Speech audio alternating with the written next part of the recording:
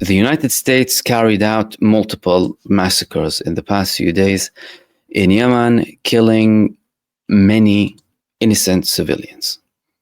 Now, these civilians being massacred is an attempt from the United States, like Israel, to force Ansarullah in Yemen to surrender. But the Yemeni response came very quickly. And they told the United States that your massacres cannot hide your military failure, because the United States administration is trying to do the same thing that Israel does. Hide the military failure by massacres against civilians and destruction. What is military failure? Well, by definition, the lack of achieving your objectives in a military campaign is a military failure. So Israel said, my aims, my objectives of the war are eliminating the Hamas, returning the prisoners of war, making sure Gaza doesn't pose a threat again. Israel doesn't achieve 1, 2, and doesn't achieve 3. Israel failed. US attacks in Yemen. Objective of the attacks to stop Ansarullah from attacking Israeli genocide-linked ships inside of the Red Sea. The United States isn't able to stop these attacks coming from Ansarullah in the Red Sea. That is a failure. Therefore, the United States, like Israel, resorts to massacres, very big explosions, killing civilians, to cover up that military failure and try and apply pressure on the Yemenis to submit. And that's what Yemeni officials told them. One of the senior figures in Ansarullah said that. But there was something more interesting happening. The United States confirmed that one of their fighter jets, an F-18, crashed. Now, Yemen previously declared that they indeed targeted USS Harry S. Truman, and that led to an American fighter jet crashing. The United States tried to flip it the other way. They said, it fell while it was going off from the aircraft carrier. And it came several hours after the statements that came from Ansarullah. But officials are saying that the F-15 made a sharp turn to avoid Houthi fire. That means that this is a direct result of the Ansarullah attacks on USS Harry S. Truman and its strike group, and of course any other US forces or genocide cartel forces in the region trying to stop Yemen from conducting attacks or the blockade against the Israeli-linked ships, tying that, of course, with the genocide in Gaza.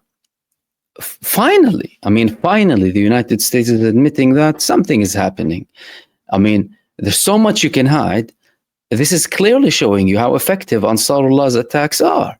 And this is a very serious attack. An F-18, that's not just a drone. That's not an MQ-9. They already took down over 20 MQ-9s Yemen. The level of losses of the United States in Yemen is enormous.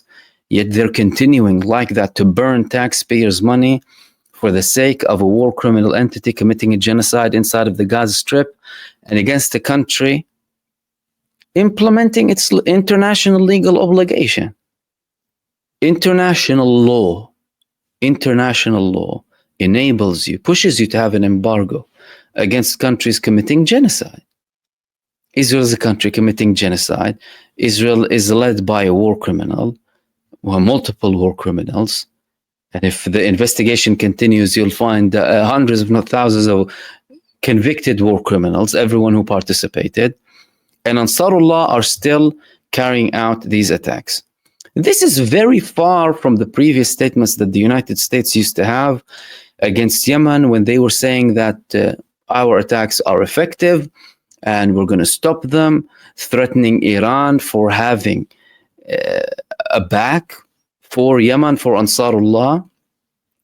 And now they're admitting that they're having these losses in Yemen.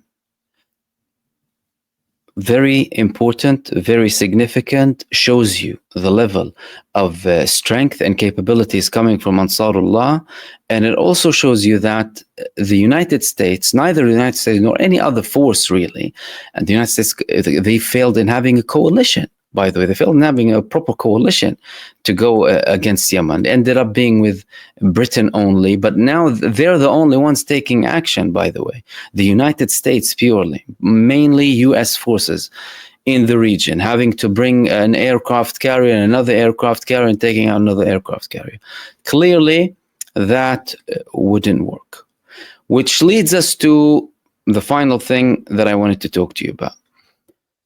Now, there have been statements by Benjamin Netanyahu. There have been statements by others as well in Israel against Iran. Netanyahu saying we can't have Iran possess any nuclear weapons. Netanyahu saying no, they actually shouldn't have the capability to enrich uranium. He doesn't want Iran to have any capability whatsoever. But more statements are coming from Iran showing that they are indeed prepared for such actions coming from Israel, and they're prepared to also respond. So firstly, the Iranian foreign minister, he said Israel is having an attempt or multiple attempts to derail the nuclear talks. Typical. They forced or managed to convince, and they were bragging about it in the JNS conference, by the way, bragging about the fact that they were lobbying Trump to get out of the deal, and he later got out of the deal. Something else is happening now, clearly, because the United States is still talking, despite Israeli objections and criticism. The Iranian foreign minister is saying that they're trying to derail the talks. They're trying to derail talks, but we're prepared. Another very senior figure in Iran, Shamkhani, his name is, he said that if they dare attack the nuclear program of Iran, they will be seeing a response that they've never seen before, a very fierce response. So Iran, although they're talking now with the United States, they're very well prepared for the prospect of Israel trying to cause problems. Of course, yesterday we spoke about the Iranian member of parliament blaming Israel directly, saying that they're behind these attacks that happened or these explosions that happened in the Shahid Raja'i port south of Iran in the Bandar Abbas area, linking them potentially to sat-nav technology, saying that there were 4 explosions. However, the investigations are still ongoing, and from an official state perspective, this was a member of parliament, there hasn't been something officially. Today, the supreme leader of Iran pushed for a very serious investigation into what happened yesterday. They are ready for any potential Israeli sabotage, and they're also seeing this as an Israeli attempt to get Iran into a conflict, because if they get Iran into a conflict, they will most likely push the United States at some point. However, Iran prefers to get a deal rather than get into a war. That has been clear from the Iranian approach. Iran targeted Israel as a responsive measure. It's Israel that Israel was the state that conducted these attacks against Iran before, in Syria and in Tehran as well. And Iran targeted Israel when there was no other option. But Iran prefers to have diplomatic solutions. Of course, Iran always has statements against Israel and always is supportive of Palestine and the Palestinians. However, that doesn't mean that they're willing to take any action rather than try the diplomatic channels. And clearly, those diplomatic channels are now working. There are positive signs coming from the United States, again, despite some militant statements coming from Trump, that could be used as an attempt to apply pressure on Iran to give in to the United States conditions. But so far, these talks are still going. At the same time, Iran is very prepared, well prepared for any potential of an Israeli attack against them.